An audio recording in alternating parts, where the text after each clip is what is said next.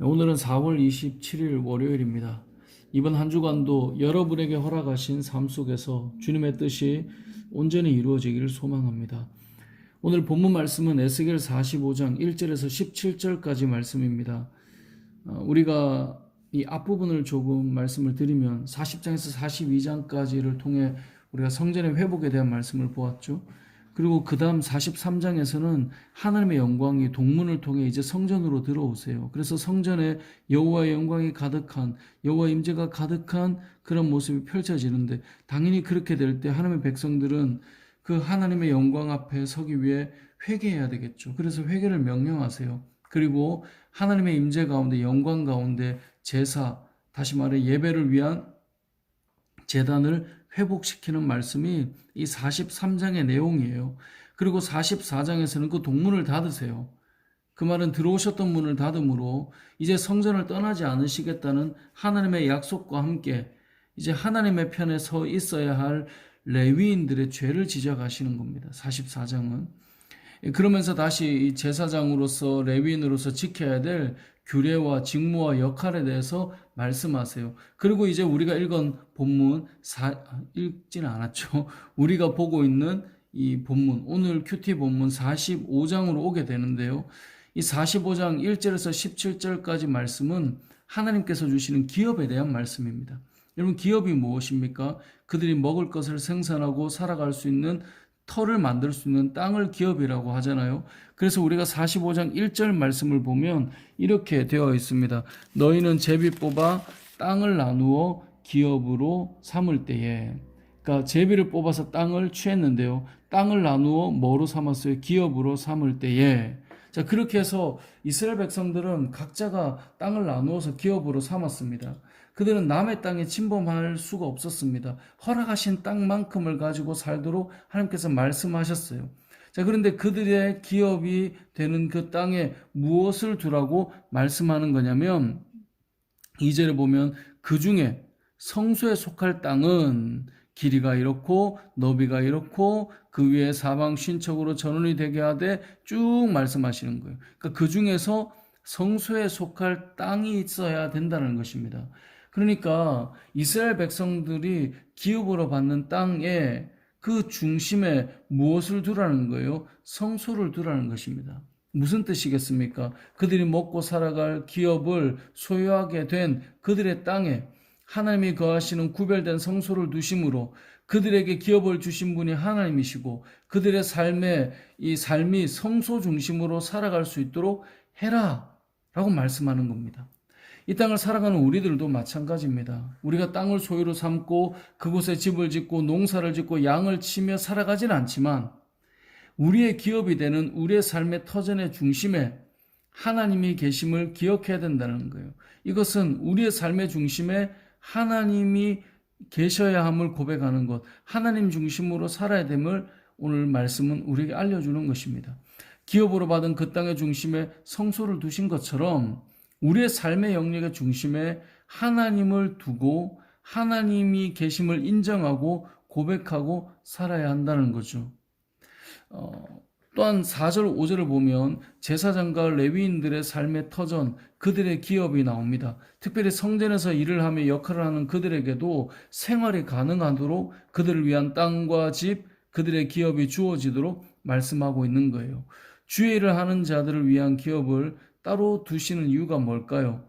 성소를 중심으로 이스라엘 백성들이 살기 위해 이 성소에서의 역할을 하는 그들에게도 기업이 있어야 그 역할이 되는 거죠. 그 역할이 되기 때문에 또 성소를 중심으로 예배를 드리고 제사를 지내며 살아갈 수 있게 된다는 거예요. 하지만 이스라엘 백성들이 타락하게 되면 레위인과 제사장의 기업은 보존될까요? 그렇지 않겠죠. 하나님께 제사를 드리는 제물의 일부가 이들의 몫이 되고 또 이들이 이스라엘 백성들로부터 주어지는 것으로 인해서 그들의 기업이 되었는데 제사가 무너지고 신앙이 무너지는데 레위인과 제사장의 몫이 있을 수 없는 거죠. 그러니까 믿음의 삶이 무너지면 당연히 성전에서 사역하는 자들을 섬기는 일도 무너지게 돼요. 그래서 하나님의 뜻이 아닌 자기 생각에 좋은 대로 살아가던 사사시대를 보면 너무나 분명하게 알 수 있죠. 레위인들과 제사장들이 생존의 문제로 떠돌아다니기 시작하는 일이 일어나요. 당연히 성소도 무너지는 거겠죠. 그러니까 신앙이 무너지면 당연히 레위인과 제사장들의 존재도 무의미해져요.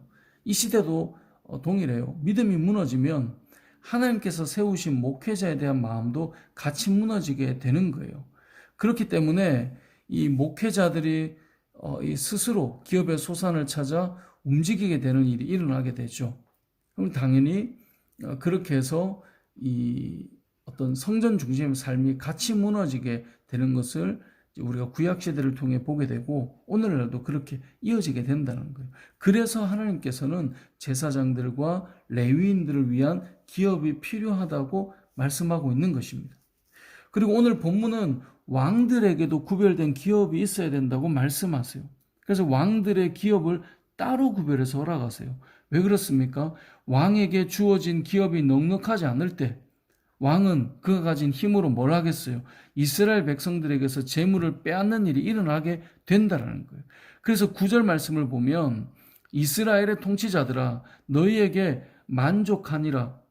너희는 포악과 겁탈을 제하여 버리고 정의와 공의를 행하여 내 백성에게 속여 빼앗는 것을 그치라라고 말씀합니다. 그러니까 너희에게 준 그 기업으로 만족해서 너희가 이스라엘 백성들로부터 겁탈하고 포악하게 그들에게서 재물을 빼앗는 일을 그치라는 거예요. 이렇게 되기 위해서 하나님께서 뭘 하셨다는 거예요? 백성의 것을 건드리지 말고 그들에게 주신 기업을 확장해서 백성의 것을 빼앗지도 말고 주신 것으로 감사하며 그 다음 왕들에게도 자녀들에게도 대를 이어가며 그 기업으로 살라는 것입니다. 이렇게 하나님께서는 각 인생에 기업을 허락하셨습니다. 오늘날도 마찬가지입니다. 하나님께서는 모든 성도들의 삶에 기업을 허락하십니다. 그 일을 통해 또한 그 땅을 통해 여러분을 살아갈 수 있도록 만들어가는 그 일과 땅의 기업을 허락하시는 겁니다. 하나님은 지금도 여러분들을 붙들어 주신다는 사실을 믿으시기 바랍니다. 그리고 여러분에게 기업을 허락하신 하나님께서 그 기업의 중심에 성소가 세워지기를 원하고 있음을 기억하시기 바랍니다. 그래서 하나님 중심의 삶이 되어야 할 것입니다. 그리고 레위인과 제사장들을 위한 기업의 경계와 왕을 위한 기업의 경계를 허락하셔서 그들이 왕으로서 제사장으로서 그들의 역할을 충분히 감당할 수 있도록 하신 하나님의 뜻을 우리는 기억해야 됩니다. 특별히 허락하신 범위를 넘지 않도록 왕에게 그 기업을 명령하신 것처럼 우리에게 허락하신 기업에 있어서도 우리가 그 선을 넘어 다른 사람의 경계를 우리의 것으로 취하지 않도록 우리에게 허락하신 것을 가지고 믿음의 삶을 지키며 하나님의 은혜와 그 공급을 풍성히 누리며 살아갈 수 있어야 할 것입니다. 말씀을 정리해 보겠습니다. 이 44장까지 우리의 삶에 필요한 그 성전의 회복과 성소의 회복과 그 일을 위해 제사장과 레위인들을 회복시키시면서 45장은 기업을 하나님께서 우리에게 허락하신 것입니다. 근데 사실 엄밀하게 보면 이스라엘 백성들의 각 땅의 구역이 어떻게 나눠졌냐에 대한 관심보다 그들에게 허락하신 그 땅의 중심에 성소가 있다. 그 성소가 세워지고 있음을 기억하라는 것이고요.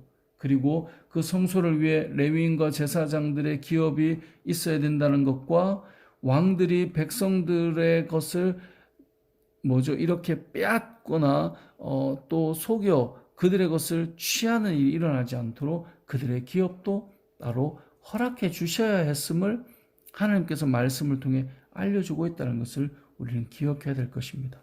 여러분 각자에게 주어진 기업을 통해 하나님께 영광이 되고 또 우리에게 허락하신 것이 그 경계를 넘지 않고 그 기업을 통해 우리가 또한 기쁨으로 살아갈 수 있는 저와 여러분 되시고 또 성소가 중심이 되는 그래서 여러분에게 주신 분이 하나님이심을 기억하고 살아갈 수 있는 저와 여러분 되시길 주님의 이름으로 축복합니다. 아멘.